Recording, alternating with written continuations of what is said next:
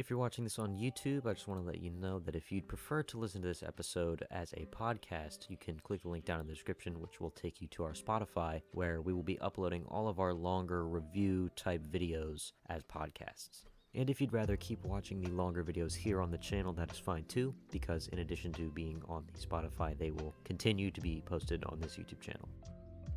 Hello and welcome back to the Plocast. Started right at 9:05 on the dot, on my end anyway. But we are here with our review for the next episode of the Bad Batch, episode 9, Bounty Lost is the title. Pretty good episode. I didn't have like a whole lot of notes, but I still feel like we'll end up going like almost an hour, as always. As usual. As usual. But yeah, some big revelations that kind of held this episode up for the most part. There were the big parts of it anyway. So wanted to start here. The first thing we kind of figured out, or the thing that I think about the most is the revelation with Omega.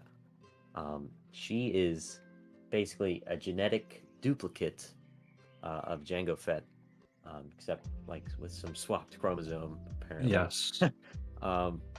But yeah, that's a pretty big thing. If we want to start with that, I'd say that's a good jumping off point. Oh yes. Not only is she a direct genetic duplicate of Jango, she's also, I guess in the same sense, a direct genetic duplicate of Boba. And they hit that nail on the head. Boba actually had the code name Alpha. So Alpha and Omega. Yep. A lot of people saying that's them saying, oh, they're straight up brother and sister, which they are. we kind of already knew that, but like more of a sense like, I guess, real brother and sister. Whereas her and Hunter are brother and sister, but no, her and Boba are like straight up same person with the XY flipped, which is really cool. I do think the fact that they called him codename Alpha, I think Tech was saying it, he was reading it off when they did their little research. I think that is like the biggest thing for me that gets that theory going. Yeah, definitely. That was Tech, and I don't know, is that like Rome? I think that's like Roman or Greek. It is Greek. Alpha's like the first Greek letter of the alphabet. Yeah, and then Omega is very last end. So the final clone. So does that mean that because she couldn't have been the last one ever made, unless that's what they're directly implying. But you know, for her age, we were talking about how we were a little confused with like the timeline and all that. But I guess she was born a little bit before Attack of the Clones, because by the time Attack of the Clones rolled around, Boba's like already pretty old. And he doesn't have any modifications. So what was he in, like 12 or something in the movie? So Omega must have been born. It could have been even before. She could have been already around by the time Attack of the Clones happens. So definitely interesting to think that she's kind of been there for a while, just under the radar. But yeah, she doesn't have any alterations, just like Boba. They're really kind of hinting at a meeting here. Yes. How would you feel if we were to get some sort of Boba Omega like meetup? See, I think it's all going to be a lot of hype for the Book of Boba Fett. Yeah. I don't think we're going to see Boba in this show. I mean, we have Fennec Shand, we have Cad Bane already, not to mention the plethora of other returners that, you know, we've been through, we've talked about. But kind of in the same sense that Mandalorian is, you know, hinting at all the cloning that we see in the sequel trilogy. All this hinting at Boba, like brother stuff, we're just gonna see in another Star Wars media, Book of Boba Fett. That being, but that even if he does come in, say for like a cliffhanger ending or something, and he takes her away, he's like sister or something. They have a great reunion. I wouldn't be too upset because they're building it up. It makes sense. That's perfectly fine for both their characters, I would think. Or we kind of see Fennec being quote unquote the good bounty hunter in this episode, trying to save Omega rather than just Terminator.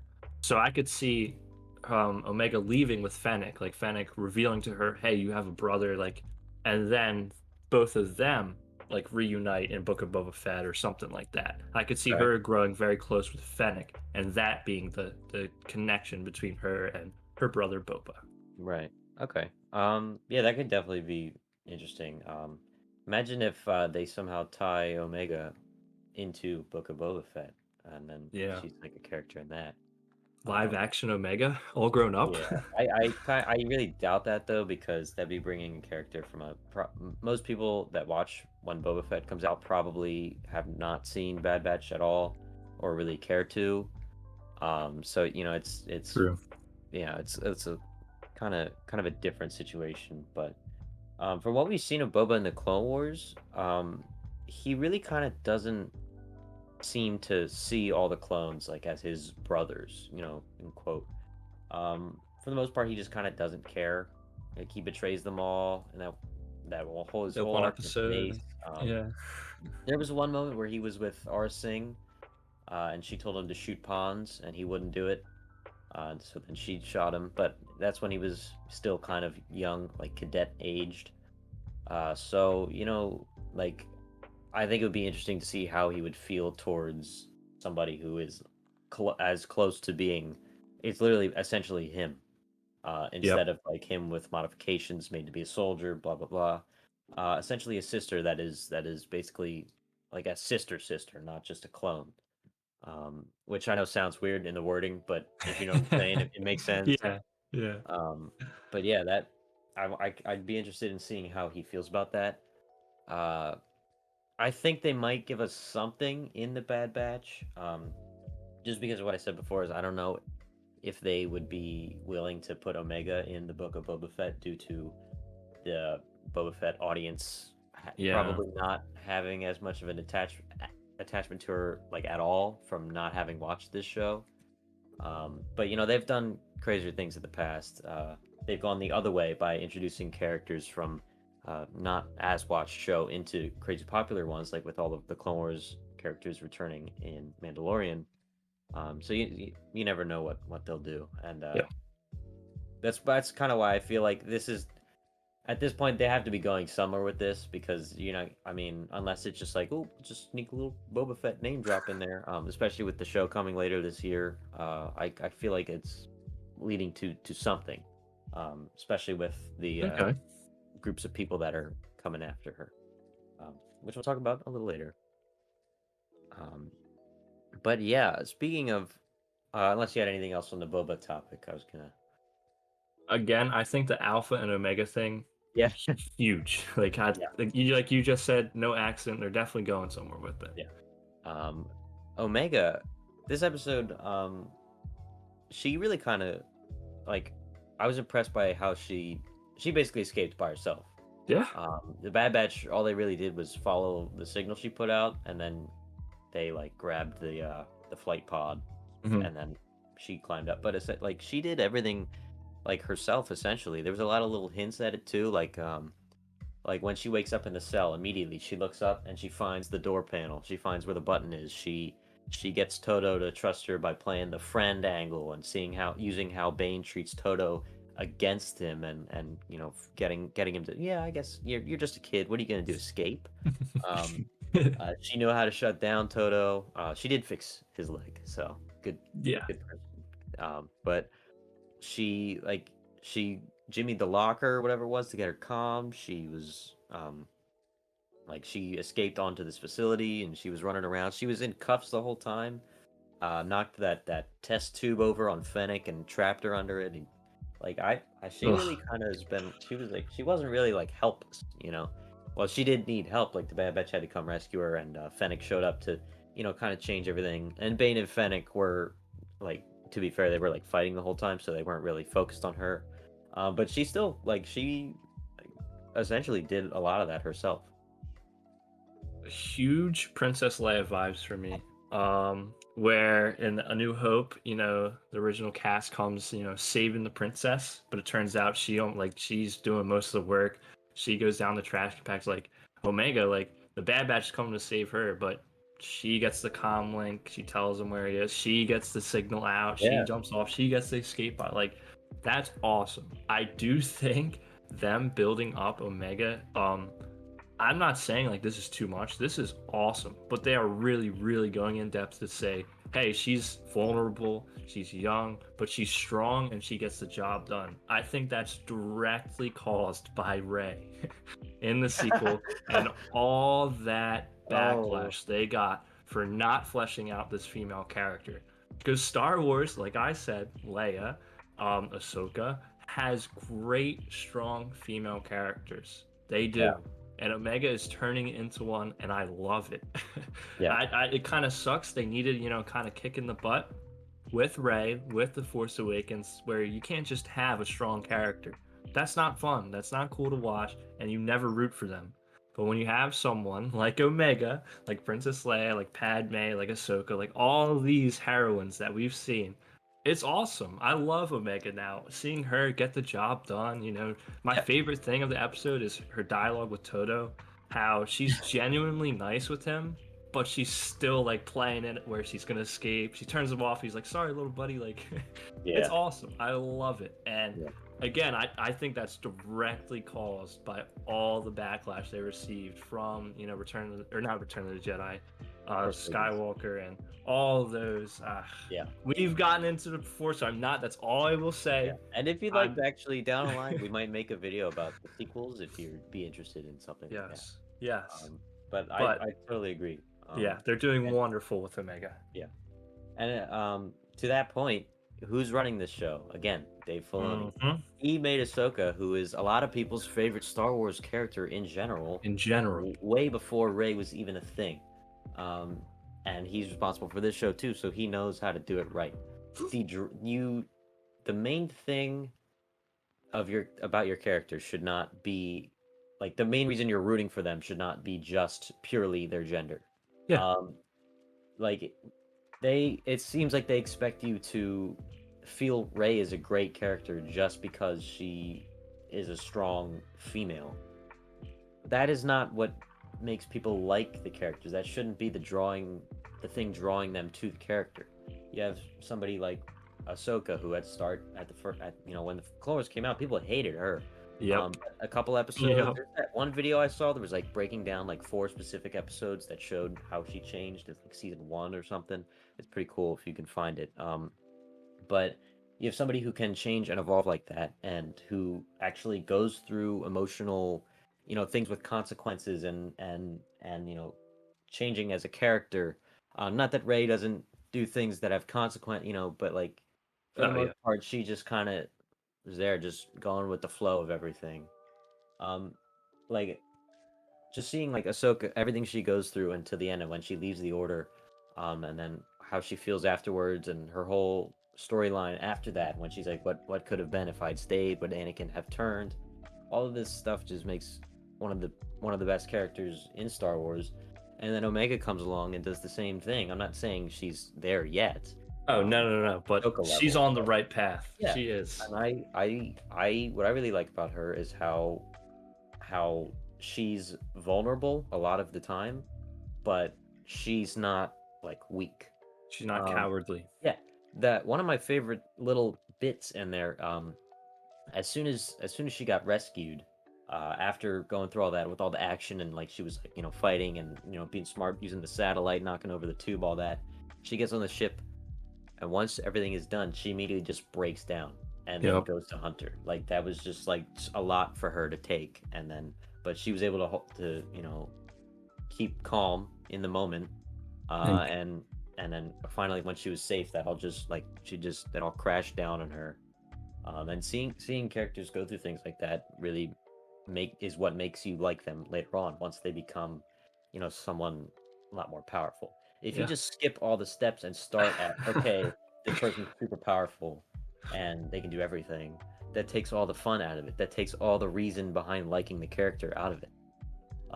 But just where she is right now, excited for what happens with her in the future. Absolutely. They're doing Uh, wonderful. yes. Good job, Filoni. You did it again. Can't keep getting away with this. But yeah. Anything else on Omega here? Because we got other things to talk about here. I say we move on forward. All right. Big reveals here in terms of the bounty hunters that we have been following so far. It turns out that Fennec and Cad Bane were not hired by the same people as originally thought. Especially like from in the episode when they're like, we're gonna have to get more people, or episode 8, I believe. You're like, we're gonna have to get more bounty hunters. So you're thinking, oh, okay, so they got Fennec, obviously, because they're saying more bounty hunters, meaning they had some already, and then Cad Bane on top of it. But then it turns out that it was just Nala Se who was hiring Fennec to protect Omega, essentially, from the rest of the Kaminoens and the Prime Minister. I did not see that coming. I thought if Fennec and Bane were to meet up, they would fight over who gets the credits, Yes. not over the bounty itself. But we saw right away, Bane and Fennec. Fennec was like, "Here, you know what? You take the credits, I'll take her." Boom. So right after that, you're like, "Okay, this is not." Because if they were truly working together or hired by the same person, they would both be fighting over the credits. So that was really, I did not actually see that coming at all. But how do you feel about Nala Se wanting to save Omega and like how she's being different than the rest of the Kaminoans here? Yeah, we've seen her a lot in this kind of mother role where she wants Omega safe and sound. She probably grew up like she probably did mother Omega and grew her up. First time we see Omega is she's walking around with Nala Se. Um, but the big thing for me is the implications of when the Prime Minister was talking. Um, and he says again, like, oh, we have to hire another bounty hunter. Now, my question, I guess, for you is, does the Prime Minister know about Fennec? Or is there a third party that we haven't even seen yet? Did Nala Se go all the way behind the Prime Minister's back and hire Fennec? Or did she hire Fennec, but then gave her kind of behind the scenes, hey, don't hurt the child, bring her out, save and sound to me? That's the way I kind of see it. But it would kind of be cool to see a third person swarm in and help out or steal the bounty or something. But I want to get your thoughts on Yeah, that. I mean, we we really don't have all the details at this point. All we know is that Nala Se is working with Fennec behind Lamasu's back. Mhm. So there could be a lot more going on. There could be dozens of bounty hunters. There probably isn't. But Yeah. like hypothetically, there could be like a bunch of them. Uh, I don't think Lamasu knows. Or it could be Nala says like, oh, this other bounty hunter, Fennec Shand, or I'm gonna hire her also to help us. But then Yeah. secretly she's like, by the way, that's not what I'm Yeah. hiring you for. Um, so that way, if Lamasu like sees her or something, she's not like thrown off guard, maybe. But there's a whole lot of details that we really don't know yet, and that we probably won't find out for a couple weeks. Um, I'd like to think that there's maybe like a couple more bounty hunters out there, maybe because I feel like they're desperate enough at this point to just get her back. Oh yeah. Yeah, especially with the Empire continuing to hunt down the Bad Batch. You saw like that was a big. Those two groups are a little, Lamasu was like a little worried about the Empire and their whole operation on Kamino, um, and they're desperate to get back into the Empire's folds and to be one of their suppliers. So I think they're desperate enough to not just have like one or two bounty hunters. But on the other hand, Cad Bane is arguably one of the best bounty hunters of the Oh time. yeah. So it's like, do we trust him? Or is there a couple more? But I that's that one line is interesting because they were talking about needing more help. So Cad Bane wasn't the original help, but neither was Fennec. So I Yep. feel like what you're saying, we might be dealing with a third party here at some point, who's also after Omega, which Yeah. could be pretty interesting. I really like how like up in the air it all is with the Kaminoens because ever since episode 2, it's been like this. Like their Kamino was never even on any of the star charts. Like they've always been the secretive cloning facility that no one knows what's up. So the fact that we see all these like like politics even within their own group, like it's really cool. And it leads to speculation like this, which again I love the speculation. But yeah, I personally think that it's just going to be these two. But the kid in me would love to see like Boba Fett or Bosk or someone just come in and steal Omega again, because like the fact that the Bad Batch already has her, like that kind of leads me to believe that there is going to be a third party. There is going to be more turmoil, and we're not through with the bounty hunters yet. Yeah. Speaking of cloning facilities, we are Segue. at another one in this episode. The planet is Bora Vio or Bora Vio. I don't remember exactly how they said it. It was in the something system, the Lido system. But yeah, there's this ancient, clearly abandoned cloning facility that the whole episode essentially takes place in. All the windows are smashed in. There's these floating towers, similar to Cloud City, like we were talking about. Similar to Kamino too, except in the sky with all the dome-shaped type buildings. But yeah, it's like ancient cloning technology. I don't know if it was confirmed, but the creatures in the tubes, whatever was being experimented on, looked very similar to Kaminoens. They had the long neck, like the Yeah. thin, long bodies with like a bigger head than like compared to the neck, I guess. Um, I I didn't really get a great look at it. At one point, I thought maybe the eyes were like humongous and way bigger than Kaminoan eyes, which could have just been what they looked like however many years ago this Yeah, planet right. was active. But that's really interesting because we know about cloning in Star Wars mostly from Kamino. Like primarily it's Kamino, and then that's sequel stuff. But Yep. but now recently they're doing a little bit more from Mandalorian, and now we got this, which this probably won't lead to much since at this point in time we already have the Kaminoans doing the cloning. Yeah. But I was just interested in seeing another form of like ancient sort of cloning and experimentation. It might not even be that ancient. It could just be, like couple hundred years old. hmm I think the setting for that, like another abandoned outpost, that was wonderful. Seeing all the clouds and with all the action scenes, and Bane like coming out of them, you see the silhouette. I think that was wonderful. And it's a really cool contrast, like we were saying, water Camino to air Camino. That's really cool. Ermino. And yeah, and it was the perfect place for Omega to escape because she knows all the technology, she knows everything. She grew up on Kamino. She would, of course, know how to work all the technology here. And it was really cool. The cloning itself, um, to me, it looks super old just because of the contrast with Kamino. It was like those green Yeah. tanks and like the aliens. They don't even look like humans at all. Like you were saying, I do think they're Kaminoens, like the genetic template. At first, I thought they looked like Snoke, but going back, the hands and the head, I think the proportions are a little off to be Snoke. I don't. So, Yeah. I don't know and if that would even really make I was make gonna much say sense either. to look like Snoke, they would have to kind of be in correspondence with, I guess, the Empire or at least Palpatine Yeah. for long enough for the facility to like look like that. So I think that's off the table. But I also like that the Kaminoans decide to do the meeting place there because, well, I don't know. I guess it wouldn't make sense. I was thinking this place was like Camino or Camino would be off all the star charts, but the Bad Batch had no problem finding it. So maybe, or Right. maybe it was because of Omega symbol. I don't know. Anyway, it's cool location. I love everything about it.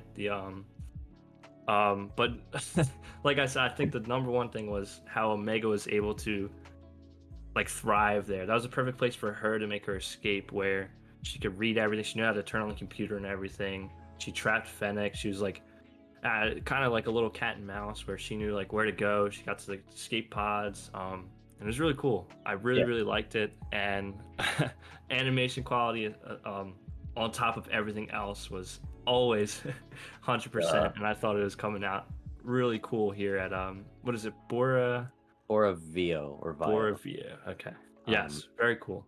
Yeah, I think you brought up a good point there about why it was at the meeting place. That's just another like another piece of evidence to say that this is ancient Kaminoen technology. Yeah. Because if not a lot of people know about it, it's ancient, old, abandoned. Then it's one place that the Kaminoens know that nobody could like surprise them there and try to take the bounty or whatever. So it's if only they know about it, really. Not that it's like super secret, like incredibly well hidden. It's just nobody's there. It's old, abandoned. Yeah. Nobody cares about it. But yeah, that would be another reason for that to be the meeting spot because really only the Kaminoans would know about it since it's their ancient sort of technology. So I and also Omega when she went up to the one control pad, she was like, "This reminds me of the one like on is it Tapoka or Tapoka City, I think." Yeah. But Starts with a T. yeah, it's like Tapoka On or Kamino, Tapak. yeah. Yeah. But yeah, she said that reminded her of the ones on Kamino. So it's definitely very possible that this is just some sort of ancient abandoned Kaminoan facility technology to show that they've been doing this for a while. So Yeah. just more kind of world building and if that is Kaminoan, more just backstory for them, which is pretty cool if you ask me. Um, all right. Anything else you had here for the setting of this episode? I don't think so. All right. Stuff might come up again though. Yeah. Moving on. One of my favorite parts about this episode was the hand-to-hand combat between Cad Bane and Fennec Shand. It was just like really fun to watch these two bounty hunters going at it. One of the best and somebody who becomes pretty good down the line, Yep. who's already showing that she is pretty skilled now. But just like the choreography, I guess I could say choreography. It's not mocap, it's not live action, so I guess that's not exactly the right Yeah. word. But just like the moves and like Fennec, like pulling Bane's arm back, and then he gets her in a headlock, throws her on the ground, and then that kick. Oh, And the sound effects really just helped it so much more. The hits were like brutal. That big grenade blast throwing Cad Bane into the into the wall. wall. Yeah, just like really brutal. And really, really awesome. We talk about action a lot, but a lot of the times it's like shooting blasters and like explosions and big stuff. But when we get like cool, like hand to hand sort of combat like this, it's awesome. I kind of second time around when I was watching, it really reminded me of back in the Clone Wars and like towards the end, like season 5 or 6, the couple episodes with Anakin and Padme, where Anakin and Rush Clovis just start going ham on each other, um, like beating the Yo. crap out of each other while Padme's there like, "Stop! What are you doing?" And then like at the end, Anakin he's like about to punch him right in the face. He's like, oh, and he realizes what he's doing. Um, but that really reminded me of that. Just like What a he's like callback. yeah, he takes a lightsaber, he just throws it on the ground. He's like, "Okay, let's go," and he just starts Yeah. pounding this guy. That's what she said. Oh, oh, oh. Um, and then the atmosphere was just great because you have all the shattered Yes. windows. Since these buildings are up in the clouds, you have that sort of smoke cover. It's clouds, really, but that Literally clouds, yeah. yeah, like that little like when Omega's at the door, and then Bane just like starts talking, and then he walks through the smoke in the clouds, and you see like his hat and his head. Just Mm, awesome. yep. Yeah, more on the action. I think that's like really, really Clone Wars esque, like you were saying, the Clovis fight. But I think just that style of the quick strikes, like the quick movements, Yeah. which is awesome. It kind of feels like home, just seeing them duke it out like that. And it was really cool. I think that it showed how, I guess, not equal, but like Fennec's up there. Like at this Yeah. time, Yeah. being like he's the quintessential bounty hunter.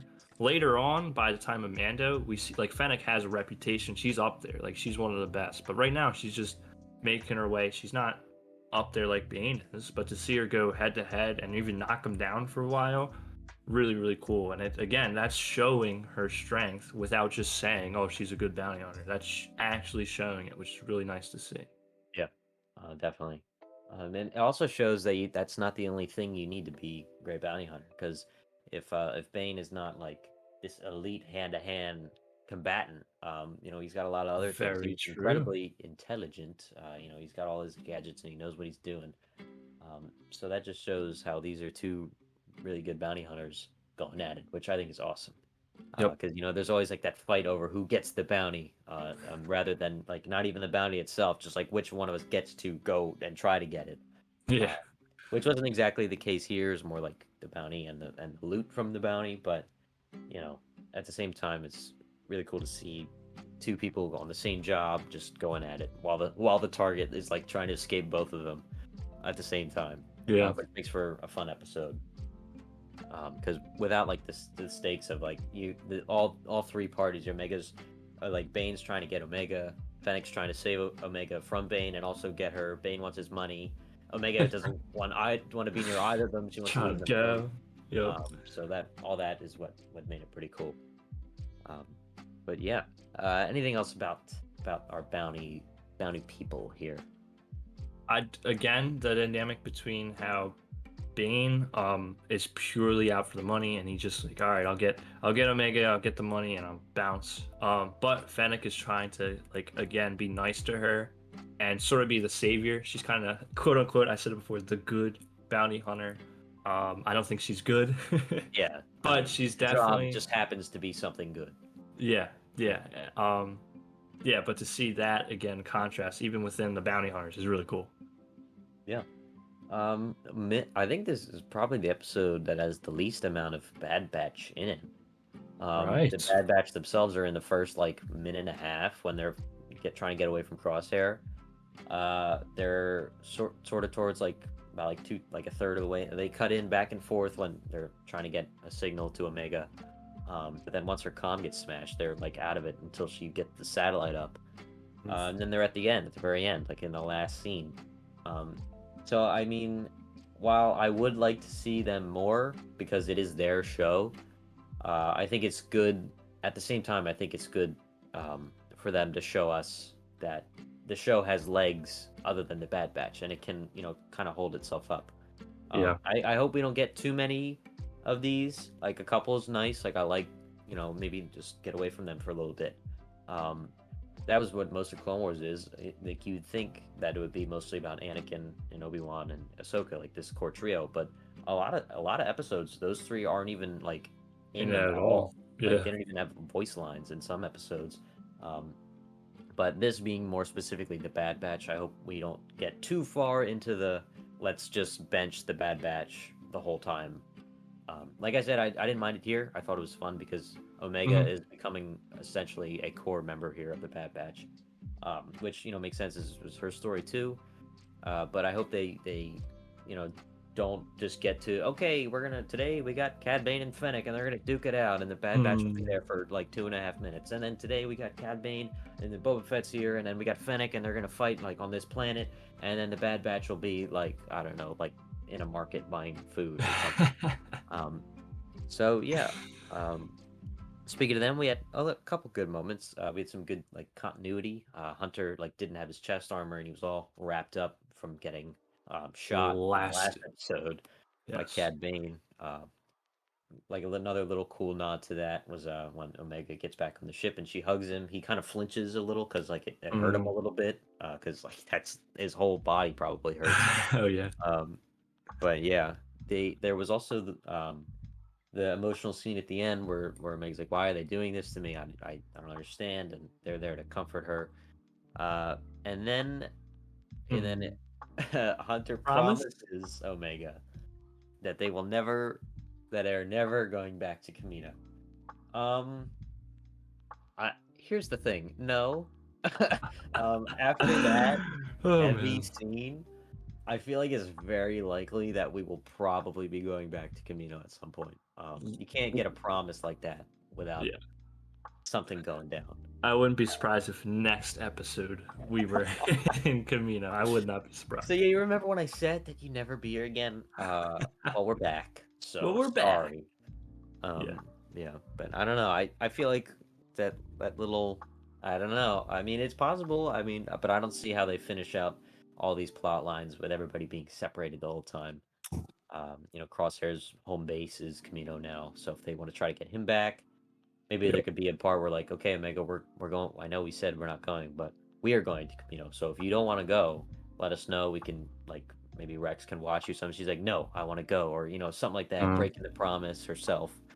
Um, But that's pretty much how I see this going. Is that they're just going to be on Kamino at some point. I do want to say though that I think Hunter really meant it. Hmm. I think he'll be just as unhappy about it as Omega when I'm not even gonna say if when they go back. Because like I feel like again he was just as distressed as Omega in the episode. We don't see a lot of him, but the episode prior, first thing he does, like, where's Omega? Like, everyone's freaking out. Like, she is a member. Like, this is pretty much their little sister.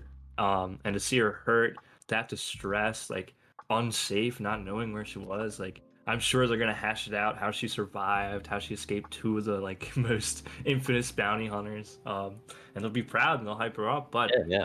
very scary, very emotional time for Omega and the Bad Batch.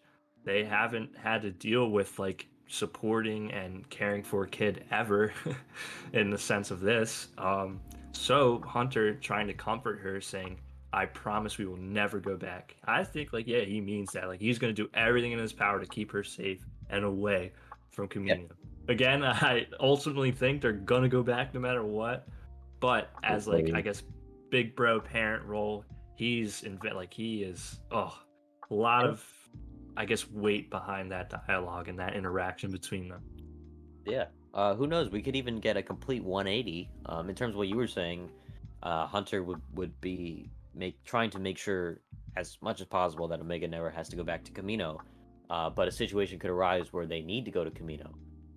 And Hunter tells the teams like, I know we have to, but But I I'm made a going to. promise. Yep. Yeah, and then Omega can be the one that turns around and says, "No, we need to do this. Don't abandon this mission just because of me. We're going to Kamino." That And would then be a very powerful episode ends. scene. It's like, Yeah. no, we're going That to would be really Kamino. cool.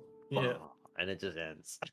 Heard it here first. When that Yeah. happens, Evan called it. You're Again. welcome, Internet. Just doing what I do. That's all. Dang, Um. I kind of really want to see that now. uh. Now, we kind of already been on the episode, like little details on the episode for a little while here, but just wanted to keep going with that. What exactly do you think that the Kaminoans plan to do with this genetic material and cloning Omega or whatever? What do you think, like, they want to make? I just think is more clones. I think right now they are literally incapable of producing more. The Empire already wants to phase out clones, but the Kaminoens can't even come and say, "Hey, we can make you 1,000,000 tomorrow," or like coming out. They can't even offer because again, going back to Boba, the Alpha and Omega thing. Omega is the last of the pure Jango Fett genetic template. Yeah. So to continue making the clones that they already know how to do, that they already make so well, they need her. And bad. I think literally they're not making clones anymore. Which would make sense if the Empire's not paying for it. They have no financial incentive, but I think they're unable. So I think the Prime Minister, what's his name? Tal Amasu. Lamasu. Yeah. I always and Nalase is a nice one, Yeah. but I always Yeah. confuse. She's Anyway, red. I think I think he wants to just extract it from her at all costs necessary. Kind of like Grogu in The Mandalorian, where it actually hurts her in the process. Nalase, I think, wants to keep her safe, but will still use her for genetic testing and for cloning. We see Jango is fine after being a template, so I think Omega will be fine if Nalase has their way. But no matter what, she's going to be strapped into some machine, getting tests done. Best case scenario, she walks away. Worst case scenario, she's there for her life until she dies. And I could see that easily. These guys are concerned about money, money, money, and that's it. They don't Money, care money. about the clones. So I think it's a bad situation to go back to Kamino no matter what. Yeah. Definitely. Can't be good at all. Even Yeah, with good intentions, Nala say exactly. probably still wants her people to survive. Because let's face it, this is like their only way of getting money, pretty much, that Yep. we've seen. So it's not even that they're just like extra greedy, and that's like they have so much money and they need more, and they just can't stop getting money, but they probably like need it to survive. which is a Yeah. lot more of an interesting element into that. Um, I don't know, because the Empire doesn't want more Jango Fett clones. So even if they have Omega on Kamino forever and they can Hmm. keep pumping out clones, the Empire already doesn't want that. So whatever they do with Omega's genetics, or whatever they plan to do, has to be different in some way. Has to be something that's beneficial enough to the Empire to warrant them spending more money and like signing contracts with the Kaminoens. Because if it's just like, oh wait, we can make more of the same clones that you've been working with for like years, except now they're female. Like they're not gonna want they don't want more Django clones because they don't want to pay for them. Too Hmm. expensive. Um, so whatever this is probably has to be like a lot more powerful, and then made in less quantity, I guess. I don't. We still don't know the full extent of Omega's abilities, I think. So there could be more that we don't know about her yet. That maybe she doesn't even know. Yeah. That is like, you know, some. But at the same time, we now know that she's a perfect genetic copy of our boy, Jango Fett. Jango. So I guess that's just what they would have done anyway if Django had lived. They would just take more from him and try to experiment with clones and make new, altered, whatever type of new clone. But I feel like whatever their end goal is, it would definitely be different than the clones that we've already seen before. I think that implies like rigorous testing and Yeah, experiments, which then would be kind of bad for Omega having to sit through all that. Um, but yeah, that's a good point. I think the Empire doesn't even want just regular clones anymore, which makes the situation the Kaminoens are in now even more tragic because they can't even offer that right now. So they're really like about to screw it up. Um, so seeing them go to lengths of hiring the bounty hunters and any means necessary trying to get Omega makes a lot of sense. It's really cool. And I really like this. I mean, Kaminoens are also like almost just a I don't know, like just glance over like civilization and Attack of the Clones. We only see them just for the clones are the more important part, but seeing them fleshed out in this way, seeing their motivations and why they do things is very interesting. And to see it yeah, play out like this, and again, the inter politics within themselves and their own like high council, it's really cool. yeah, definitely. I think we could still even get even more interesting with the Kaminoans and their whole subplot.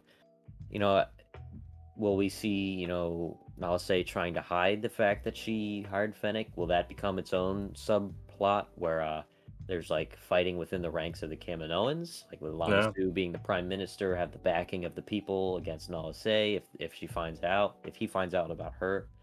So that could be interesting too if they choose to go down that line.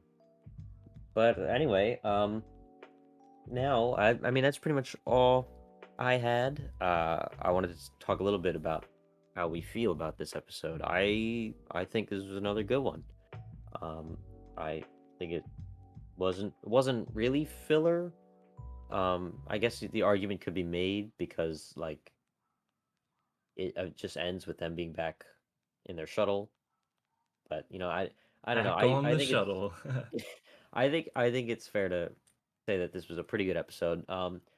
What's kind of holding it up for the most part, though, for me anyway, was the revelation about Omega being just a pure copy of Django, as Yeah. well as the twist with Fennec working for Nalase rather than all the Kaminoans, like we previously thought. Those details are what made this episode, like what made the events of this episode, really compelling and good. Because if it was just Fennec and Bane fighting over the bounty, um, I think I probably wouldn't have liked it as much. But since, Yeah. like we said earlier, we have this additional factor of like different sides pulling for different things. That's really what made this episode, stand up. I don't think it's better than the previous one, but that's probably kind of hard to beat anyway. So it's probably not fair to say that every single time. Um, but this was a solid episode. I really enjoyed it. I would have to agree. In the sense, I don't think this is better than last one. I think last one is definitely my top two. But I really like this episode. my favorite part was Omega. If you Yeah. told me episode 1 that there would be an episode entirely centered on just Omega, I would have said, yeah, I'll probably skip that one. But Yes, we I can't love skip it. any of them for the Yeah. Oh, audience. yeah. But now I wouldn't skip this at all. I really enjoyed this. I really liked seeing Omega all on her own without the Bad Batch. Which again is a testament to how well they're building up her character.